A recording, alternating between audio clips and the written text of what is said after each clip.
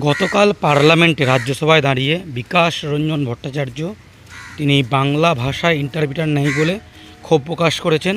তিনি বলেছেন হিন্দিকে যতই তোলা হোক বাংলা ভাষার পর্যায়ে পৌঁছাতে পারবে না। বাংলা ভাষা নোবেল এনেছে, বাংলা ভাষা সিনেমা অস্কার এসছে, সেগুলো তো বটেই। তার সঙ্গে সমানাধিকারের প্রশ্ন।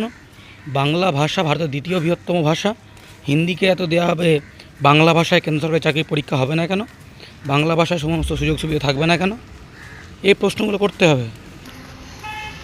একদিকে যেমন বাংলা মিষ্টি ভাষা, বাংলা যেমন হচ্ছে নোবেল এনেছে, তার সঙ্গে সঙ্গে এটা প্রতিটা বাঙালির অধিকারের প্রশ্ন।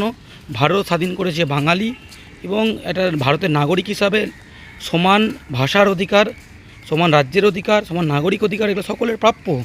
তাই বাংলা ভাষায় কেন্দ্র সরকারি চাকরির পরীক্ষা নিতে হবে, পরিষেবা দিতে হবে। বাংলা পক্ষে জন্য লড়ছে বিকাশবাবুকে ধন্যবাদ।